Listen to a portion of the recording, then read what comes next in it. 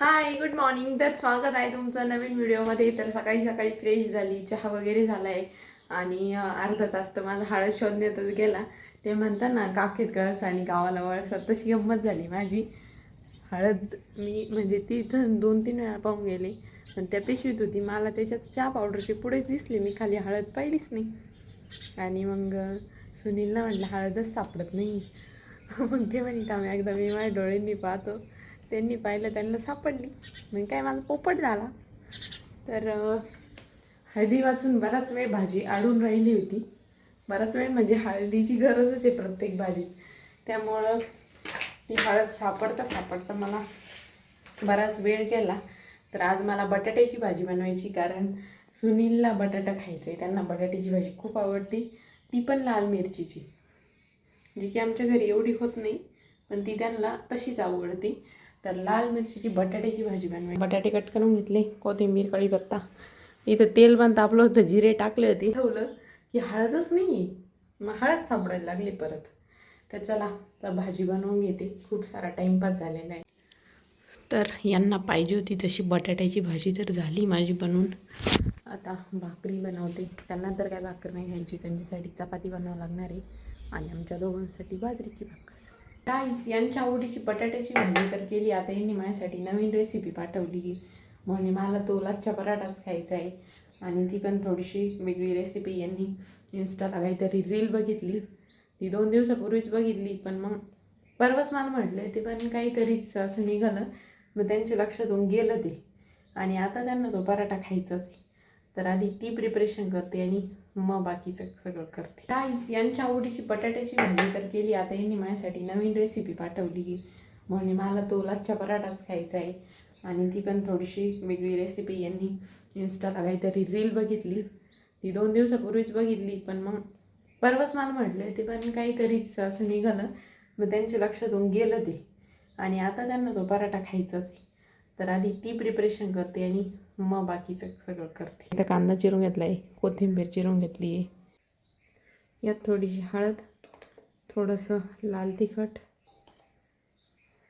आणि धना पावडर आणि थोडंसं बेसन पीठ पण टाकायचं. आता हे चांगलं मिक्स करून घेते. तर असं काहीतरी तर झालं आहे, त्याचं जे स्टफिंग आहे ते असं झालं आहे.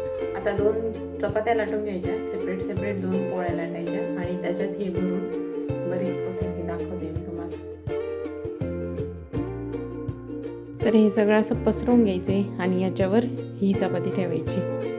असं काहीतरी करायचं आहे, आणि आता त्याला कट द्यायचे, म्हणजे या चपातीला अशी कट द्यायची आणि याचा रोल करायचा असं. हे बघा, असा रोल बनवायचा, आणि हाच रोल परत याच्यात टाकून याचा पण रोल बनवायचा. असा प्रत्येक याच्यात हा रोल टाकून रोल बनवून घ्यायचा एक मोठा. हे बघा, असा मोठा रोल तयार झाला आहे, आणि आता तोच लाटून घ्यायचा. हे बघा, असा काहीतरी पराठा झालेला आहे आपला. आता त्याला छान तूप लावून कडक भाजून घ्यायचा. तर मस्त तूप लावून पराठा भाजून घेतला आहे. आता कसा होतो काय माहीत. तर आता जेवण वगैरे झाले आणि आता थोडा वेळ आराम करते. तर बघा किती पडतंय, इतकं ऊन आहे ना की बस. आमच्या घरी बघा ही कोण बाई आली. हे बाई इकडं बाई ना ग, कुठं चालली तू? पाणी भराय. अगो बाया, तू तर पदर बिदर घेऊन चालली. ऊन किती आहे बाई?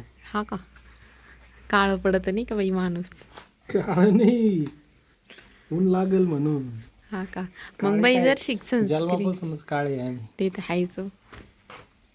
इकडं पा, अगो बाई, बाय बाय. हे वाटाणे सोलायला आज मला मुहूर्त भेटला. त्यांना मग म्हणजे ते कधी आणले, आता आत्याने त्यांना जाऊन 8 दिवस झाले. आत्याने ते ह्याच्या शॉपिंगला गेले ते एवढ्याला, तेव्हाच आणलेले, म्हणजे 8-10 दिवस झाले असं. तशा त्या शेंगा फ्रीजमध्ये माझ्याकडं असे किलोनी पाहत होते की अगं बाई आत्ता बाहेर काढ, मग बाहेर काढ. पण मला एकतर आधी लक्षातच राहत नव्हतं, नंतर लक्षात आलं तर कंटाळा. मला तर असं शेंगा सोलायचं याचा लई कंटाळा आहे. त्याच्यामुळं थोडं मी त्याच्याकडे दुर्लक्ष पण करायची काही वेळेस. पण आज म्हटलं नाही, आज सोलूच काही झालं तरी. तर आज सोललेच आहे मी. आणि आता आमच्यासाठी इथं चहा टाकलाय. आज दादा पण लेट जेवले, हे पण आत्ता जेवले. मी थोडी त्यांच्यासोबत वेळ खाल्ली, त्याच्यामुळे मग चहा पण लवकर टाकला नाही. आता 5 वाजत आले आणि आत्ता आम्ही चहा घेतोय.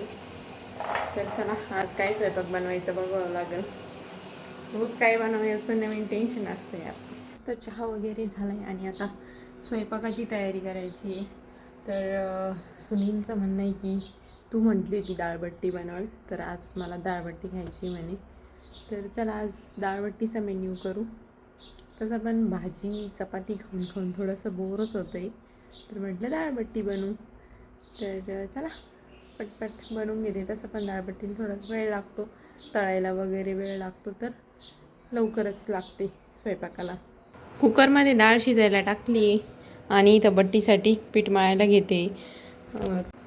तसं तर 4 वाटीसाठी 4 वाटी पीठ, 4 वाटी गव्हाचं पीठ, त्याच्यात 1 वाटी रवा असं प्रमाण असतं. आणि आम्ही सगळे असल्यावर मी 4 वाटी घेते, पण आता आम्ही तिघंच आहे तर मी 2च वाट्या घेतल्या आहे आणि त्यात अर्धी वाटी रवा टाकला आहे.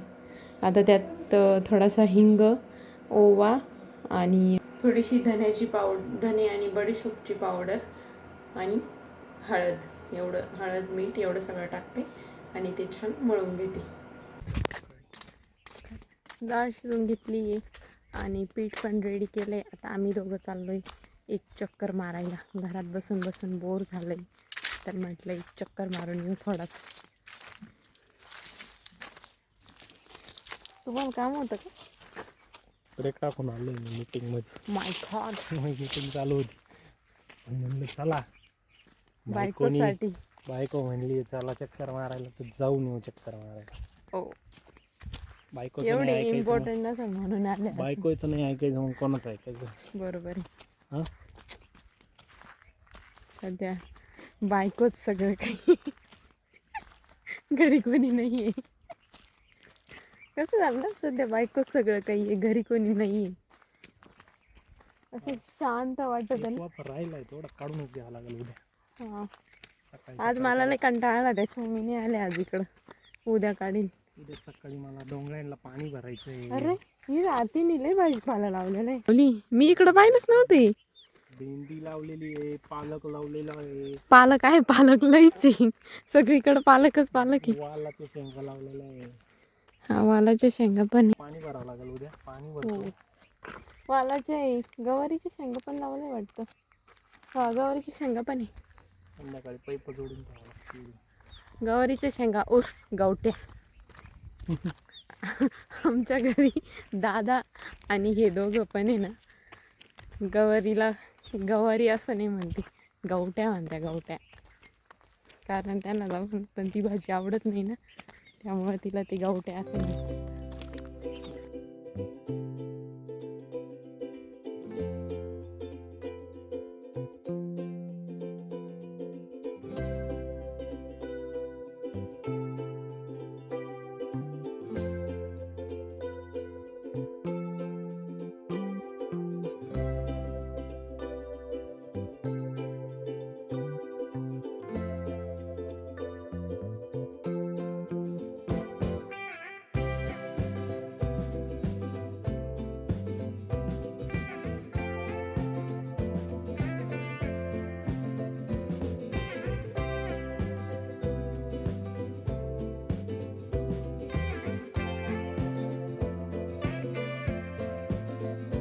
तर डाळीसाठी इथं कांदा, टोमॅटो, मिरची, कढीपत्ता आणि कोथिंबीर घेतली आहे. आता फोडणी देऊन घेते डाळीला. तर बट्टीसाठी मी असे गोल करून घेते आणि हे असे डायरेक्ट नाही करत आहे घडी घालून.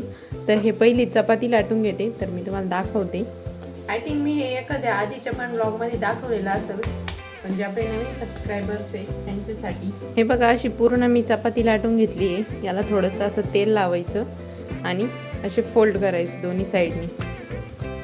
आणि हे दोन्ही पण जे भाग राहता, खालचा आणि वरचा भाग, तो पण असा फोल्ड करायचा आणि असं रोल करून याचा गोल बनवायचा. म्हणजे बट्टीला असे छान लेयर्स येतात आणि चांगली तळल्या पण जाती, अशी कच्ची कच्ची नाही वाटत. बट्ट्या शिजण्यासाठी मी इडलीच्या भांड्यात ठेवलं आहे, कारण पटकन शिजते आणि छान शिजते प्रॉपर.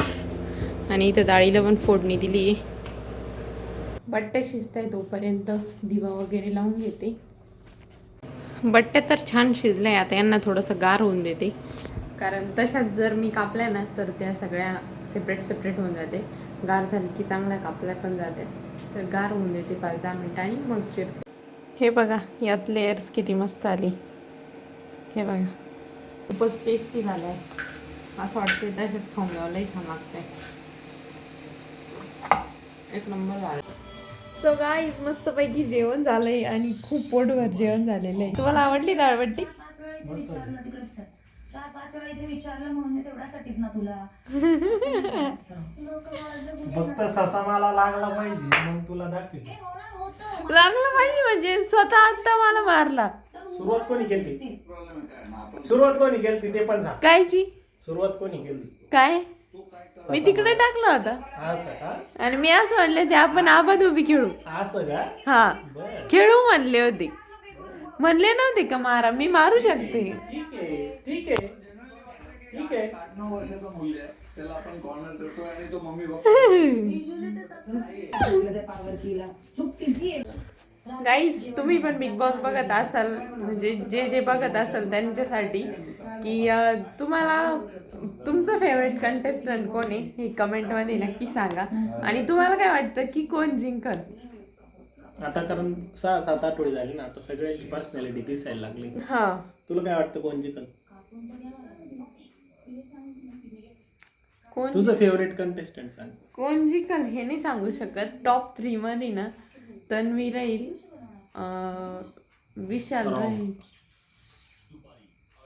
आणि कदाचित प्रभू नाही राहा. टॉप 5 सांगतो मी. एक रोशन राहील, सागर कारंडे राहील, त्याच्यानंतर राकेश बापट राहील, कारण राकेश बापटचं लई फेवरेटिझम चालू आहे चॅनलला, त्याला चांगलं दाखवू राहिला का बरं काय माहिती.